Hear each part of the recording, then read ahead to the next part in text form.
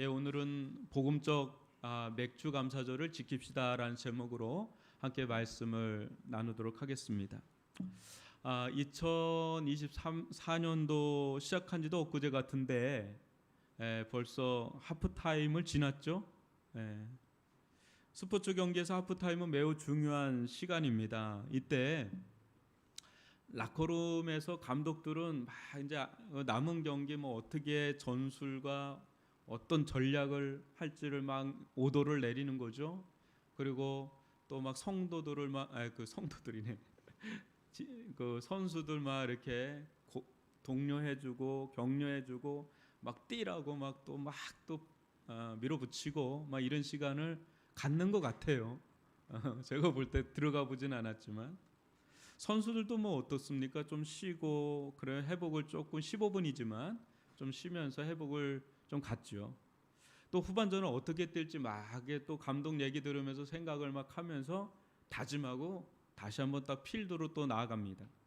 인생도 마찬가지입니다. 무조건 마라톤 경기할 때 무조건 막 그냥 쉬는 게 아니라 가끔 물 한 잔 먹고 막 이게 뛰는 거 필요하지 않습니까? 한 해를 살아도 그렇고 또 인생을 살아도 그렇고 될 수만 있으면 어떤 한 꼭지점을 두고 뒤도 한번 돌아보고 우리에게 주어진 삶을 정비도 해보고 또 충전하는 시간을 반드시 가져야 롱런을 할 수가 있습니다. 그런 점에서 우리에게 이렇게 이런 맥주 감사 주일이 있다는 건 매우 중요한 날이 아닐까 싶습니다. 한국 교회는 오래전부터 이 날을 7월 첫째 주일을 맥주 감사 주일로 지켜왔습니다. 요즘에 저희들 갈라디아서 나가고 있죠. 예수님의 십자가 부활 사건 이후에 유대 절기 또 제사 그런 율법은 폐지됐습니다. 우리는 더 이상 유대의 3대 절기라고 할 수 있는 유월절 또 이렇게 맥주절 또 초막절 3대 절기거든요. 이걸 지킬 필요가 없습니다. 또 아울러서 번제, 속죄제, 또 속건제, 하목제, 소제 같은 5대 제사를 지킬 필요도 없죠.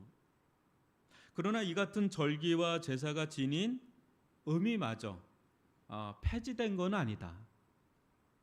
성경 해석에 여러분 중요한 원리가 있어요. 여러분 성경 통독해 보시면 이게 무슨 내용이지 막 그럴 때가 있는데 구약은 신약으로 성경을 해석해야 되고요. 신약은 구약으로 해석을 해야 그 참 의미가 더 풍성하게 올바로 드러나는 것. 그것이 성경 해석의 원리 중에 하나입니다. 그런 점에서 볼 때 여러분 어떤 분은 막 신약만 중요하다고 하는데 그렇다면 하나님께서 구약을 주실 이유가 없죠. 구약에서 특히 모세 율법이라고 할 수 있는 책이 5권 있죠. 뭐죠, 여러분? 창세기, 출애굽기, 레위기, 민수기, 신명기. 수준이 있습니다. 우리 교회 수준이 있어요. 그거 왜 주셨을까요? 주신 이유가 있을 거 아니겠어요? 예수의 복음은 방대한 구약 성경을 통해서 더 풍성하게 드러난다는 거죠. 그러게 유대 절기와 제사를 복음으로 해석해서 우리가 그것을 받아들이면 예수의 복음을 더 풍성히 누릴 수가 있습니다. 여러분 제사만 해도요 어마어마합니다. 그 안에 담겨있는 진리는 엄청납니다. 그렇기 때문에 오늘 여러분들과 함께 한국의 이 맥주 감사절이 의미하는 바가 뭔가 또 한번 살펴보고 또 그런 가운데서 우리가 정말 하나님께 감사와 찬양의 예배를 드릴 수 있기를 주님의 이름으로 축원합니다.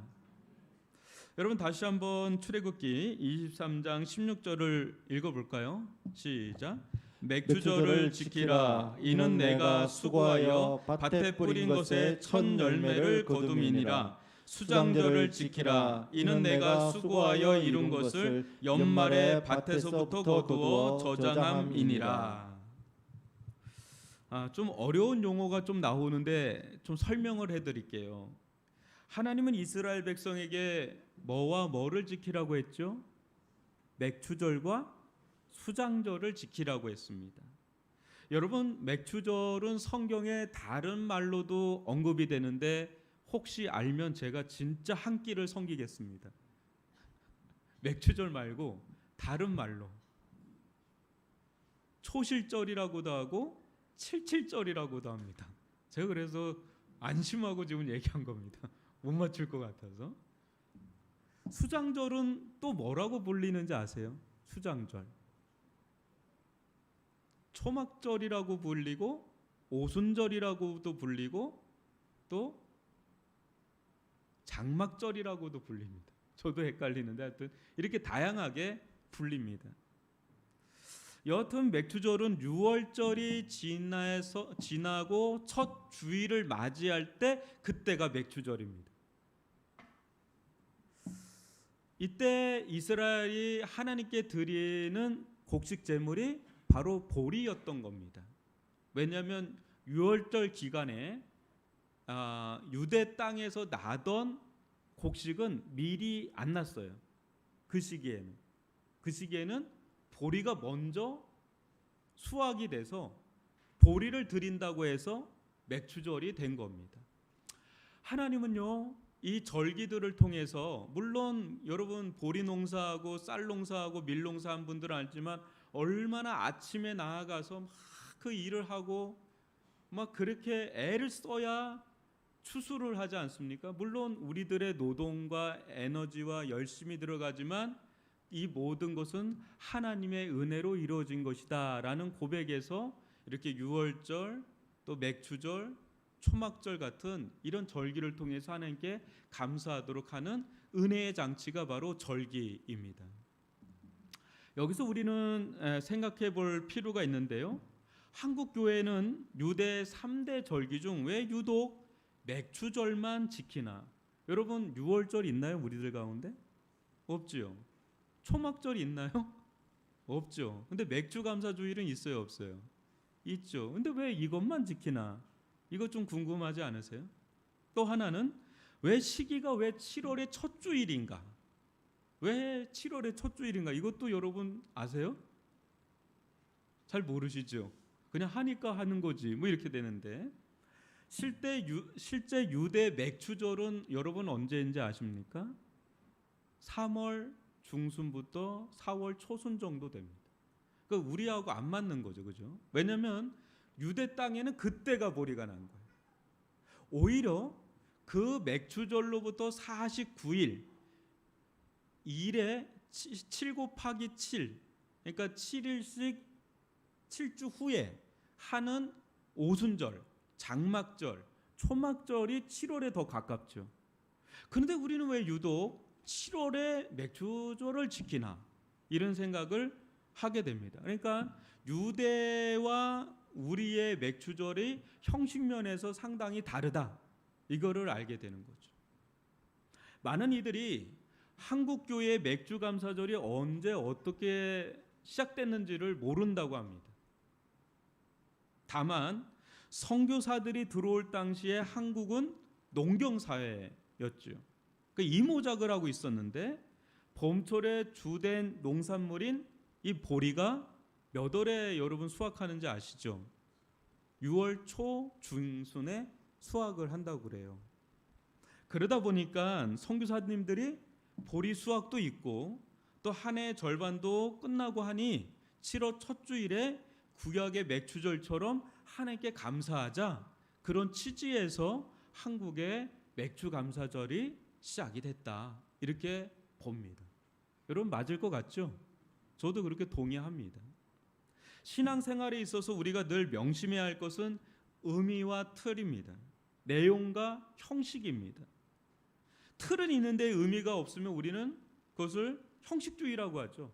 틀은 있는데 의미가 없어요. 그냥 막 종교적으로만 그냥 하는 거죠. 의미는 있는 것 같은데 틀이 없어요. 그냥 자기 마음대로, 나 마음으로 하나님께 감사해 이거 하고요. 어떤 틀을 갖춰놓고 그 안에서 정말 감사하는 것은 다르죠. 여러분, 맥추절이라는 이런 틀이 있으니까 우리는 이 자리에 모여서 하나님께 감사하게 되고 또 고백하게 되고 영광을 올리게 되죠. 또 틀만 지킨다고 하나님께서 받으시는 것이 아니라 이 틀 속에서 우리는 진정한 감사를 올려드려야 하나님께서 영광을 받지 않겠습니까? 그래서 오늘 우리는 마음을 다해서 하나님을 기억하고 또 하나님께 감사하며 고백할 수 있기를 주님의 이름으로 축원합니다. 오늘날 농경사회도 아닌 도시사회에서 왜 맥주감사절을 지키나 교계에서는 다양한 찬반 논쟁이 있어요. 그러나 우리가 생각할 것은요, 이 맥주절 안에 하나님께서 우리에게 주고자 하는 은혜가 있다는 거거든요. 그것을 복음적인 눈으로 한번 재해석을 하면서 오늘 진정한 맥주감사주의를 여러분들과 함께 드리기를 원하는데요. 오늘 한번 하나님께서 왜 구약에 맥주절을 허락해 주셨나, 그것이 우리에게 오늘날에도 어떤 의미가 있나 한번 살펴보겠습니다. 첫째는 생명을 유지하고 보존할 수 있는 모든 것을 제공하신 하나님께 감사하기 위함입니다. 이게 첫 번째예요. 여러분, 이스라엘이 지나온 여정을 한번 생각해 봅시다. 여러분, 하나님께서 이스라엘 백성을 아주 독특하게 인도해 가셨다는 것을 아십니까? 이스라엘이 이집트라고 하는 안정된 땅에서 나와서 그 긴 시간을, 아주 오랜 시간을 어디서 보내야만 했죠? 이집트보다 더 좋은 땅으로 가야 되는데 어디에 가죠? 광야로 갑니다. 광야. 여러분, 광야는 그야말로 아무것도 없는 땅이 광야예요. 광야에서 이스라엘의 생존은 누구에게 달려 있습니까? 절대적으로 하나님께 달려 있죠. 아무것도 없으니까. 그런데 하나님은 거대한 이스라엘 민족을 단 한 번도 굶긴 적이 없이 먹이시고 입히셨습니다. 그것이 신기하고 놀라운 일이죠. 여러분, 하나님께서 이스라엘을 광야로 이끄신 이유에 대해서 성경은 무엇이라고 하는지 신명기 8장 2절로 4절을 교독으로 읽어보겠습니다. 내 하나님 여호와께서 이 40년 동안에 내게 광야길을 걷게 하신 것을 기억하라. 이는 너를 낮추시며 너를 시험하사 내 마음이 어떠한지 그 명령을 지키는지 지키지 않는지 알려 하심이라. 너를 낮추시며 너를 줄이게 하시며 또 너도 알지 못하며 내 조상들도 알지 못하던 만나를 내게 먹이신 것은 사람이 떡으로만 사는 것이 아니요 여호와의 입에서 나오는 모든 말씀으로 사는 줄을 내가 알게 하려 하심이니라. 이 40년 동안에 내 의복이 헤어지지 아니하였고 내 발이 부르트지 아니하였느니라. 아멘. 놀랍죠. 하나님은 이 광야 학교로 입학시켜서 이스라엘로 하여금 두 가지를 가르치셨습니다. 하나는 믿음이고요, 또 다른 하나는 감사입니다. 믿음 훈련은 이 시기를 통해서 오직 하나님만 의지하여 사는 법을 훈련하신 거예요. 하나님만 의지함으로도 충분히 살아갈 수 있다는 것을 증명해 보이신 자리가 광야 자리입니다. 여러분, 하나님만으로도, 하나님만 의지함으로도 이 세상을 충분히 살아갈 수 있습니까? 살아갈 수 있습니까? 아멘 해야죠. 아멘 해야죠. 하나님만으로도 충분히 살아갈 수 있는 줄 믿습니다. 윤한수 성사님 가정이 증인 아닌가요? 정말 하나님만 의지하여 사는 삶을 살고 있지 않습니까? 근데 이렇게 살아가는 거 보면 정말 놀라운 겁니다. 감사 훈련을 하신 것은 모든 악조건 속에서도 하나 부족함 없이 채우시고 제공해 주시는 그 하나님께 감사와 찬양과 영광을 돌리는 법을 가르치신 거예요. 정말 악조건이죠. 이런 악조건이 없죠. 근데 모든 것을 제공해 주신 하나님, 돌이켜 보니까 하나님께서 부족함이 없이 채우신 거를 본 거죠. 그때 감사하게 하는 그런 훈련, 이 두 가지 훈련을 광야 학교에서 가르치신 겁니다. 우리 또한 어떻습니까? 하나님께서 여러분을 인도하실 때 세상 사람들과 다르게 인도한다는 것을 여러분 발견하세요? 이상하게 다르게 인도하시는 거죠. 얼마 전에 제가 제 친구 이야기를 좀 한 적이 있는데 이번 주에 한번 전화를 했어요. 한 몇 년 만에 전화를 했습니다. 이 친구의 딸은 유서를 써놨던 딸이었습니다. 자살을 한다고 하는 그런 유서. 그리고 말로 다 할 수 없는 어마어마한 방황을 했더라고요. 다시 상세하게 들으니까 제가 말로 다 하기가 어려울 정도로. 수년이 지난 지금 제가 물었어요. 그 딸 어떻게 됐냐 그랬더니 회복이 됐대요. 그래서 지금 늦게라도 대학에 들어가서 법학과를 갔는데 올해 4.5 전과목 4.5래요. 그래서 너무 기뻐하더라고요. 그러니까 이 친구도 또 교회 장로님이 됐어요. 그래서 어떻게 장로님이 됐냐 물었더니 서원을 했대요. 몇 년 전에. 하나님, 제 딸을 살려만 주시면, 회복시켜 주시면 제가 장로직을 받겠습니다. 왜냐하면 여러 번 요청이 있었는데 거부를 하고 있었는데 그걸 받겠다고. 근데 딸이 회복이 됐으니 안 받을 수가 없는 상황이에요. 그래서 받아서 지금 열심히 봉사 충성을 하고 있는데, 아내가 이제 제 친구에게 이런 말을 했대요. 여보, 이 애가 아니면 우리를 훈련하실 사람이 누가 있겠어요? 사회적으로도 그렇고 교회 신앙적으로도 그렇고 부족함이 없는 사람들이죠.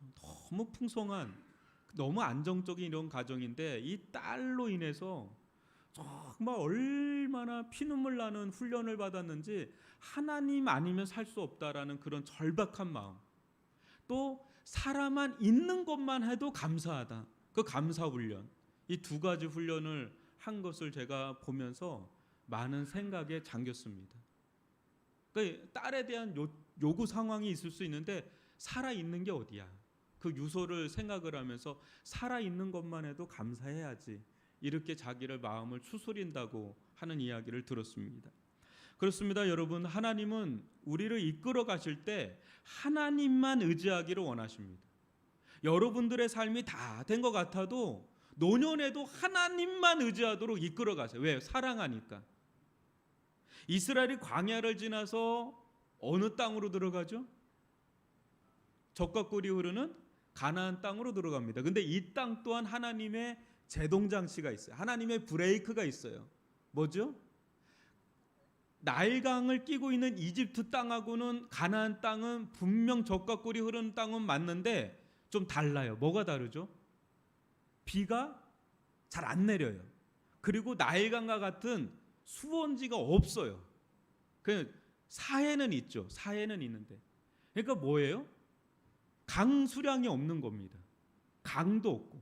그러니까 거기에서도 하나님은 오직 하나님만 의지하여 살도록 하는 땅이 가나안 땅이에요. 그러니까 하나님은 광야에서도 그렇고 젖과 꿀이 흐른다고 해서 거기 다 됐는 줄 알고 들어갔더니 거기도 이슬 발아 먹어야 되고 하나님이 비를 내리지 않으면 살 수 없는 땅이니 하나님만 절박하게 믿게끔 하는 그런 땅으로 인도해 가신다는 걸 본다면, 하나님께서 여러분들 우리들을 구원해서 이끌어갈 때 하나님만 의지하는 곳으로 인도해 가실 줄 믿습니다. 사람 의지하지 않게 하시고요, 또 상황 의지하지 않게 하시고요, 물질 의지하지 않게 하시고요, 오직 하나님만 의지하게 하는 곳으로 이끌어 간다면 하나님은 여러분들과 함께 하시는 줄 믿습니다. 여러분, 우리가 사는 이유가 뭐죠?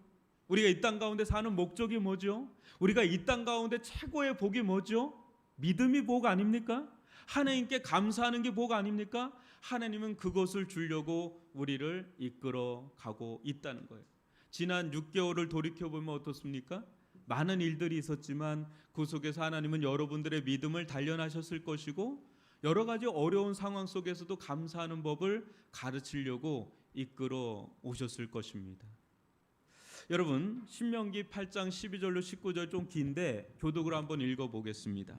내가 먹어서 배부르고 아름다운 집을 짓고 거주하게 되며 또 내 소와 양이 번성하며 내 은금이 정식되며 내 소유가 다 풍부하게 될 때에 내 마음이 교만하여 내 하나님 여호와를 잊어버릴까 염려하노라.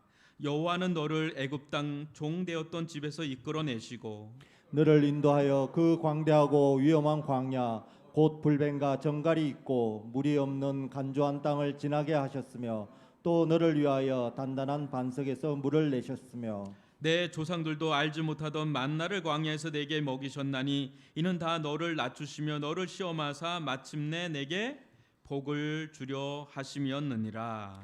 그러나 내가 마음에 이르기를 내 능력과 내 손의 힘으로 내가 이 재물을 얻었다 말할 것이라. 내 하나님 여호와를 기억하라. 그가 내게 재물 얻을 능력을 주셨음이라.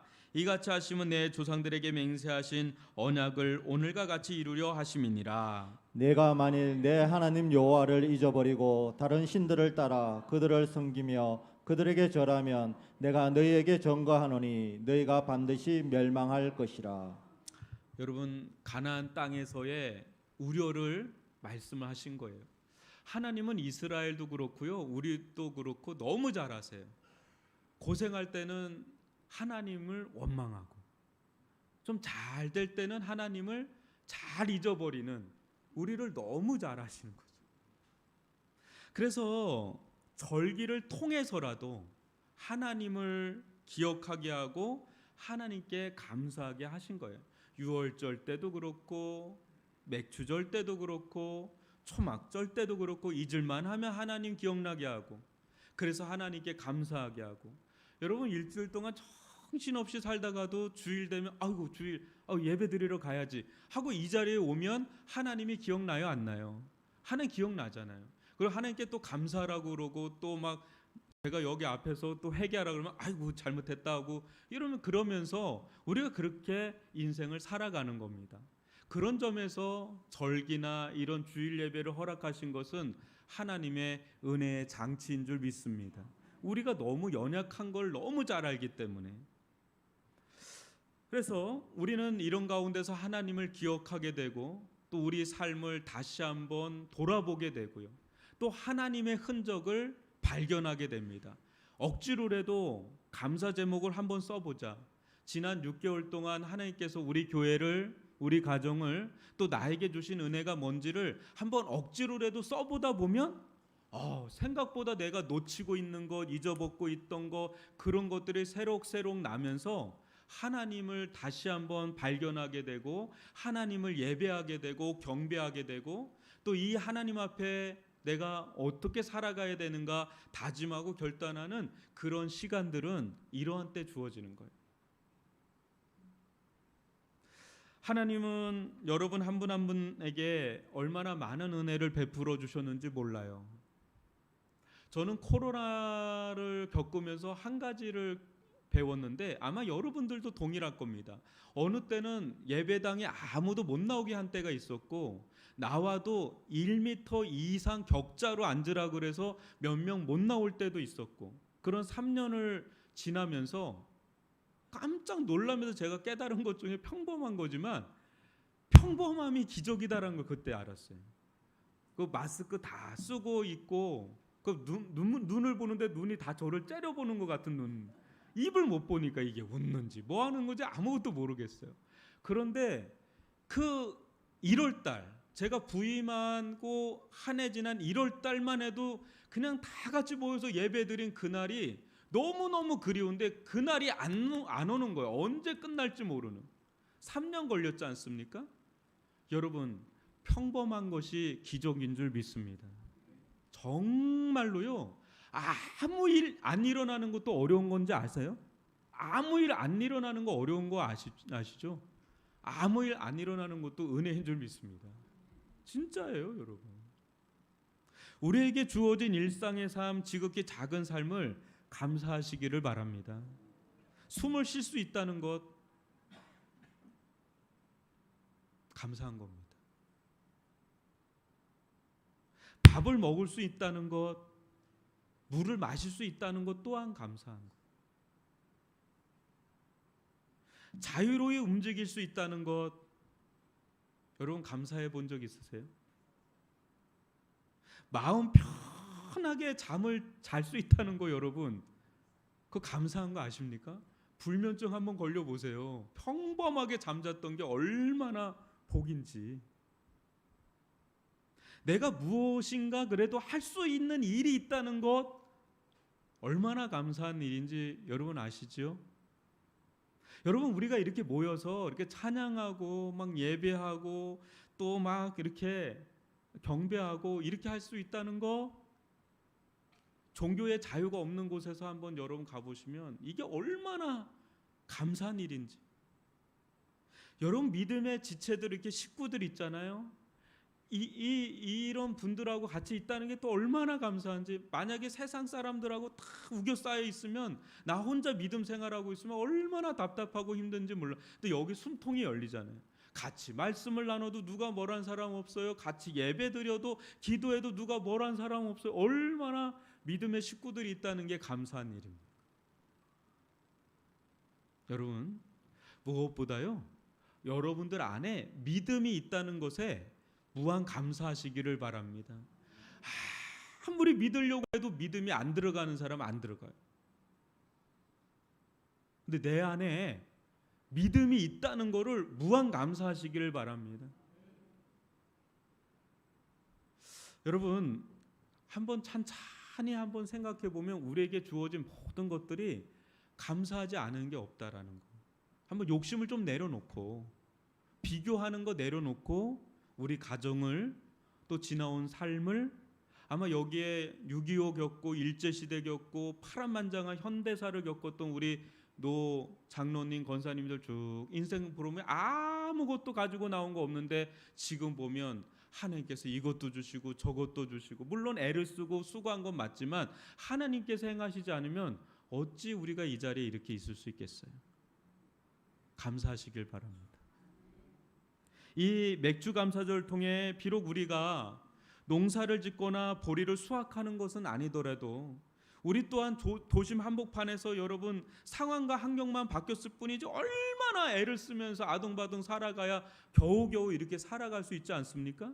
근데 이런 가운데 하나님의 돌보심, 하나님의 공급하심, 하나님의 은혜, 하나님의 인도하심이 아니었다면 언제 어떻게 돼도 이상하지 않을 인생이 우리들의 불안한 인생입니다. 여러분, 지난주에 시청역에서 이렇게 기다리다가 차 사고가 난 9명의 사망자는 우리와 별반 다를 게 없는 사람들이에요. 여러분, 그냥 평범하게 직장 생활하다가 잠깐 나와 있다가 그렇게 병고를 당한 겁니다. 누가 그걸 생각을 할 수 있어요? 다 젊은 사람들이잖아요. 또 누가 그런 생각을 하겠어요? 우리는 몰라요. 내일 일을 누가 알아요, 여러분? 내일 일 누가 장담할 수 있습니까? 오늘 하루 족합니다. 오늘 하루 족하고 주어진 하루 감사하면서 그냥 살아갈 뿐입니다. 언제 하나님 데려가도 이상하지 않을 인생이 우리네 인생인데, 하나님께서 여기까지 에베네스를 인도하신 하나님께 감사하면서 나아가는 그런 우리들, 저희들 되시기를 바랍니다. 둘째로 우리가 한 가지 더 생각해 봐야 할 것이 있습니다. 여러분, 이스라엘이 광야에서도 맥주절을 지켰을까요? 안 지켰을까요? 광야에서 지켰죠. 지켰거든요. 근데 그때 보리가 있어요, 없어요? 이스라엘에게는 보리가 없어요. 만나는 있어도, 그죠? 그때는 어떻게 맥주절을 지켰을까요? 제가 찾아보니까 소와 양과 염소 그 제사로 맥주절을 대신한 거예요. 그러다가 이제 가나안 땅에 가서는 이제 정식적인 맥주절을 한 거죠. 그런데 하나님께서 이런 절기를 통해서 이스라엘에게 또 하나의 가르친 것이 있는데, 그것은 뭐냐면 하나님의 말씀으로 산다는 겁니다. 여러분, 신명기 8장 3절을 보십시오. 너를 낮추시며 너를 줄이게 하시며 또 너도 알지 못하며 내 조상들도 알지 못하던 만나를 내게 먹이신 것은 사람이 떡으로만 사는 것이 아니요 뭐랍니까? 여호와의 입에서 나오는 모든 말씀으로 사는 줄을 내게 알게 하려 하심이니라. 이것이 여러분 우리에게 무엇을 말해줍니까? 우리가 이 땅 가운데, 이 세상 가운데 살아가는 데 있어서는 만나라는 그 상징적인 물질적인 요소들이 필요하죠. 돈도 필요하고 먹고 마시는 것도 필요하고 옷도 필요하고 그러지만 여러분, 우리가 정말 살아 있으려면 우리 영혼이 살아나야 되는 줄 믿습니다. 우리 영혼을 살아나게 하는 것은 하나님의 말씀입니다.